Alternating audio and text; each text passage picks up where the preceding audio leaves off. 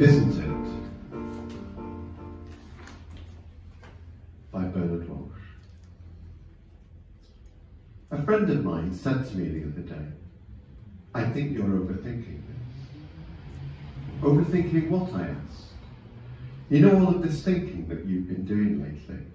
I do not know where you find the time. The time? Yes, they said. I do not know where you find the time.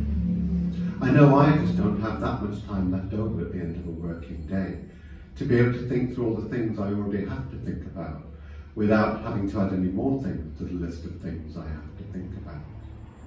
Sometimes I think it is easier just to borrow an opinion. I laughed at that point, or should I say at this point. No, they said, I'm serious. You know the sort of thing you can tell when you hear somebody saying something and you think, yes, that sounds great. Or it sounds okay, because sometimes okay is enough.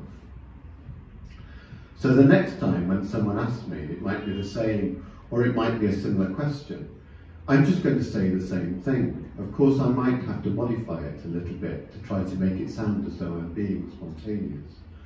Or if it seems appropriate, I will acknowledge them and say this is what such a body said about whatever it is or about whatever it was. I thought, that is interesting, isn't it? It is an interesting thought. So I said to my friend, yes, I think I'm going to have to think about that. And perhaps I will from now on. I think I will try to let go of some of, if not all of these thoughts that I'm thinking at the moment. Because I think my friend was right. I think I am overthinking this. And it never seems to stop. I mean, I wish I could just find out where the switch is that would enable me to switch it off. So I could just go with the flow, as I say, or as they used to say, and to do whatever it is that everyone else would seem to be doing at the moment. Actually, I do not think this is what everyone else is doing at the moment. I think I am exaggerating. Well, I know I am exaggerating. But I think it is what the vast majority of people are doing at the moment. I think they are, or we are. We are allowing ourselves to be dictated to by an endless stream of so-called information that is coming to us through a variety of different outlets, mechanisms, agencies and platforms. And in the name of whatever it is, perhaps some kind of world domination. Anyway, it would seem to me as though it is all about, or as though it's all supposed to be about sharing our own sense of whatever it is, or of whatever it is it might be, that we might want to be able to share a sense of whatever it is we are doing at a particular moment of time with someone else. And we do this, and perhaps we do it primarily, through the production and reproduction and subsequent distribution of images and sounds that sound like words, and all sorts of other sounds that don't sound like words. Things that are, I suppose, meant to represent a sense of whatever it is, or whatever it was we were doing, whenever it was we were doing, whatever it was we were doing, at a particular moment of time that made us think, this is something we want to be able to share a sense of whatever it is we are doing with someone else, or with everyone else, if that is what we fancy doing. We give you all the gift of being able to share a sense of whatever it is we are doing at the moment, which might be having lunch with a friend, a cup of tea, a cup of coffee, or an Aperol Spritz. So we create a notion of there being such a thing as a specific perspective, which is ours and ours alone, it would seem, to be able to share a range of experience. We want others to recognise this is what we are doing, whenever it is, or whenever it was we were doing whatever it was we were doing, whenever it was we were doing whatever it was. Which is basically, I think, an extension of a facility that was created at the end of the 19th century through the invention of the picture postcard.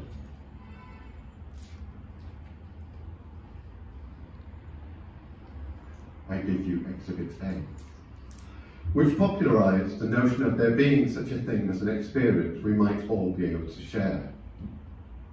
postcard where on one side there was an image and on the other side there is a space, an empty space, where a sender might write a message to a potential recipient to say something such as, I wish you were here, to wish that you were here with us. Our whole lives, it would seem, as though they are being measured through a series of occasions to celebrate an arrival, a departure, a birthday, a graduation, an engagement, a wedding, a nikah, a honeymoon, a civilized partnership, a new home, a birth, a christening, the first day in a new school, a bat mitzvah or a bar mitzvah, a graduation, an engagement, etc., etc. Looking at photographs of one another together, while we're still trying to think of something to say. You look so handsome in that suit. I love the dress, but I'm not so sure about the shoes.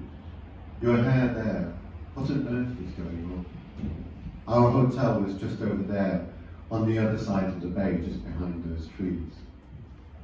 Occasions that were ours once upon a time, to own a sense of whatever it is, or whatever it was we were doing, whenever it was we were doing, whatever it was we were doing.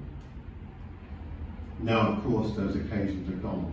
As we look forward to other occasions and to the prospect of being able to spend some more time together, until it all comes to an end for one or other of us.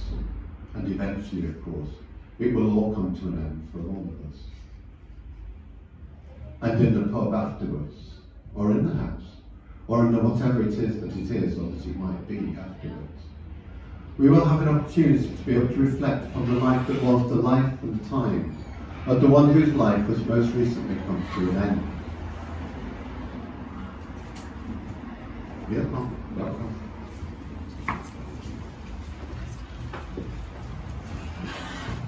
Then the photographs come out, and they are gradually passed around the room to those of us who can be bothered to look at them, while we continue to think about what is it? What are we supposed to think about, or what are we supposed to say? Oh, I did not know that about him, or about her, or about them. Photographs that some of us might still remember them as being like this, or as being like that, that become the impetus, as it were, or as if it were, for the creation of other memories, that in their turn will play themselves into one another, through an ever-changing sense of there being such a thing as an ever-present tense. And it is this, isn't it, I think? It is this assumption that there is such a thing as an ever-changing present tense that inevitably distorts our own sense, or I think I should say my own sense, of whatever it is I think a memory is supposed to be. To be or not to be, isn't that the multi-million-dollar question? To be or not to be, or to become or not to become that which is whatever it is that a memory is supposed to be, or that it is supposed to become in order to do what? What is it? What is a memory supposed to do? I think it is supposed to represent a sense of that which is no longer here with us, or that which is no longer there with us, which is wherever it is that it was, whenever it was that the photograph itself was taken. I'm no longer looking at it and thinking, this is what it is. No, I'm not. I'm no longer looking at the photograph and thinking, this is what it is. Now I'm looking at it, and or I'm listening to whatever it is, that someone else is trying to tell me something about whatever it is they think it is. And I am thinking, through the development of my own thoughts, of course, who else's thoughts would these be? I'm thinking, this is not it. And immediately, or almost immediately, I feel as though my thoughts are being taken away from where I am at the moment, still trying to imagine myself to be or not to be, because I am, I think, quite obviously now. I think I am in the midst of a dilemma that is not without, and I think I must admit this, that it is not without an amount of pleasure and an amount of pain, as I quite enjoy the sadness of knowing or imagining that I already know, that I've lost something, that there is something missing from my existence. What is it, though? I do not know what it is. Is it there in the photograph? No. I think it has to be something more than that. I think it is a desire. No, I don't. I do not think it is a desire. Yes, I do. I do think it is a desire. Yes, I do. I do think it is a desire. A desire that operates within me like an appetite might operate within me, and I want it. I want whatever it is that is missing from my existence to belong to me. Isn't it odd that I want to hold on to the image for as long as I can? I know it is ridiculous, but for a moment it feels as though it is enough. But I know it is not enough. Because the photograph does not match up to the reality of the other memories I have already established through my own way of being able to imagine, I think. A much clearer sense of whatever it is, I think I can still remember him. I can still remember her. I can still remember them. I can still remember it as being more like whatever it is, or like whatever it was that it was being whenever it was that it was being more like whatever it was that it was being more like. Whenever it was that it was being more like this, or whenever it was that it was being more like that. Then I realised that the memory itself is not real. The memory itself is not real because it's already been taken through so many layers of confusion. Every time I tried to bring it back into play with all the other memories I've established through my own way of being able to think through the so many years or so of me trying to think about one thing or another, or to think about one thing after another. Well, I'm still trying to think about whatever it is, or about whatever it was that it was being whenever it was that it was still being. Whatever it was that it was still being. And it never seems to stop, but it has to. I know that now. It has to stop because something has changed within me, or it has changed about me. There is something I'm thinking about at the moment, about the way a memory is supposed to last. But it does not last. It does not last. Because a memory is within itself. It is inconsistent, like a shadow is inconsistent. Like a shadow is inconsistent? Yes. Like a shadow is inconsistent. A shadow is inconsistent because it moves across too many things and all at once. Therefore, I am assuming it is not real, because it is without any sort of substance whatsoever. Like a memory is without any sort of substance whatsoever. But it's there, isn't it? Yes, it is, I can see it. So what is it? That is a good question. What is it? Or is it a stupid question? I don't mind. I do not mind if I have to ask myself a stupid question. It is better, I think, to have to listen to a stupid question than it is to have to listen to a clever answer. I think what I'm trying to do at the moment is I'm trying to figure something out about whatever it is I think a memory is supposed to be. But I do not want to make it seem as though I think a memory has a life of its own. Because I do not think a memory has a life of its own, although it might have. For all I know, a memory might have a life of its own, but I do not know if that is the case. I think these thoughts I'm having at the moment will eventually drift away from me. I think they are already drifting away from me, and I will lose a sense of whatever it is I'm trying to question. There may be a vestige, a small sign or an indication maybe, or maybe not, of whatever it is I'm trying to think, or maybe not. And is that the point? The point? Yes. Is that not the point of thinking? To be able to expel and to expand a particular thought beyond the limitations of being within oneself. To put the thought into the room, I would say it is. And this is it now, I think, this is it. I would say a memory is a way of being able to think through a specific thought, and all at once or so it might seem as though it's all at once. The thought itself, or the memory itself, plays itself into a situation where it becomes a part of a dynamic exchange. I remember this, do you? Do you remember this? It is an illusion, like theatre is an illusion. It is also lots of other things besides being that, but it is an illusion nonetheless, that inevitably distorts my own sense of it as being whatever it is that it is, or of it as being whatever it is that it is supposed to be, or that it is supposed to become, to its being that which is whatever it is that it's supposed to be, or that it is supposed to become, to its own way of being that which is whatever it is that it is supposed to be, or that it is supposed to become, to its own way of being or to its own way of becoming a part of something that's not real. A memory is not real. It is not really a real thing, is it? Like a fizzy drink or a heartache might be said to be a real thing. And I like that. The absurdity, for instance, of someone talking about a memory as being a thing that is false, as in a false memory. I mean, please, spare me the detail. As if a memory is, or as if a memory ever has been a real thing in the first place. I do not think a memory can ever be said to be true, and I do not think it can ever be said to be false. I think it is whatever it is that it is, and that is it as far as I'm concerned. A memory is whatever it is that it is, and that is it as far as I'm concerned. It only exists in a moment, and for a moment, and through a particular moment of time. And I'm not trying to suggest that this is a good or it is a bad thing, as I do not want to in any way to underestimate, shall I say, or shall we say, I think I should say, the strength of feeling another person might have in relation to their own thoughts about an experience that they may or they might not have had themselves, that they want to be able to remember it as being like this or as being like that. I think that what I'm trying to do is to do something else here instead of that, of the all too familiar sense, or of that all too familiar way of trying to navigate or to negotiate a specific position for myself. Although this is, of course, my script.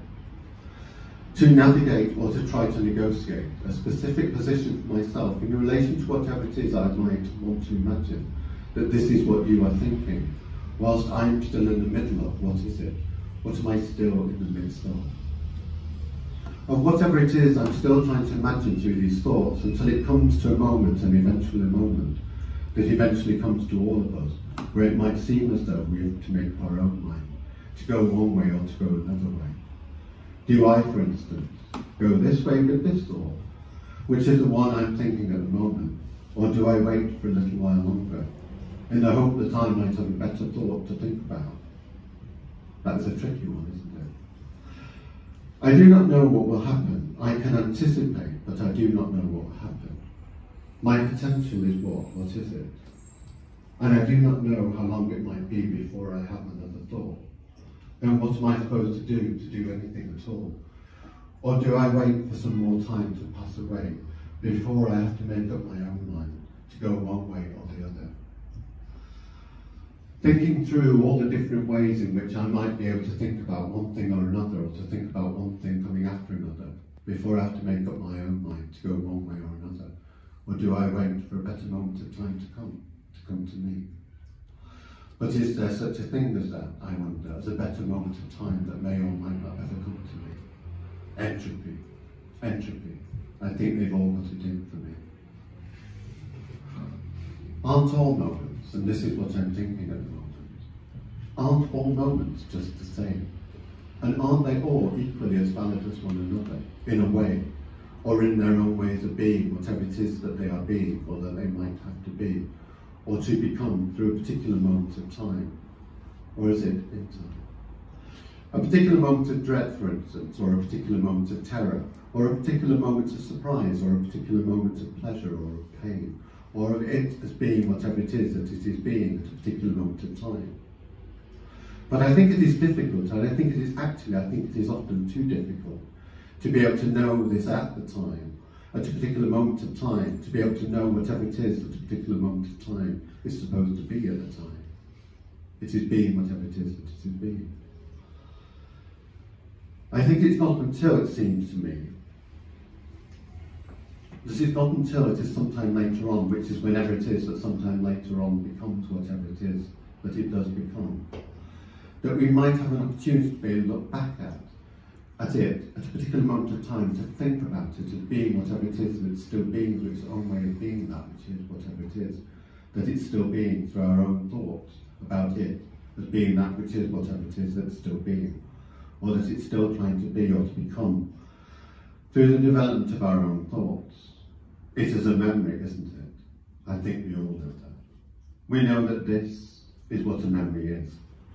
It is a particular thought about that which is no longer being whatever it is that it was. We think about a memory, and I think we think it is something we can hold on to, to try to keep it securely fastened to a particular notion of whatever it is we might want to imagine that it is whatever it is that it was. And of course, as they say, or as they used to, with the gift of hindsight, is it though? Is it a gift? I'm not sure, or I'm not so sure. And of course, as they say, or as they used to, with the gift of hindsight, to be able to respond to, or to imagine, or to be able to recognise, or to be able to imagine that this is what we're all supposed to be able to recognise, a particular moment of time as being this, or as being that, and as though it was definitely one thing or another. I think it's as much a fallacy as much as it is, or as much as it might be, or as much might become anything else, to try to imagine that a memory is definitely this, or that it is definitely that, as though it is something that's already stuck in its own way of being, that which is whatever it is, that it is or that it was. There is nothing stuck in a memory. It isn't there in the photograph, or in the album. It isn't there in a particular sound. It's in our thought, or in our own thoughts about all of those things. But what is the point? What is the point? That is a good point. What is the point of looking back at a particular moment of time and thinking, or of saying to someone else that it was, for instance, a golden age, or that it was a wonderful summer, or that it was perhaps my favourite moment, or that it was perhaps the worst moment of my life so far? So what is the point of me saying any of this, or any of that? Is there one? Is there a point to me saying any of this to you?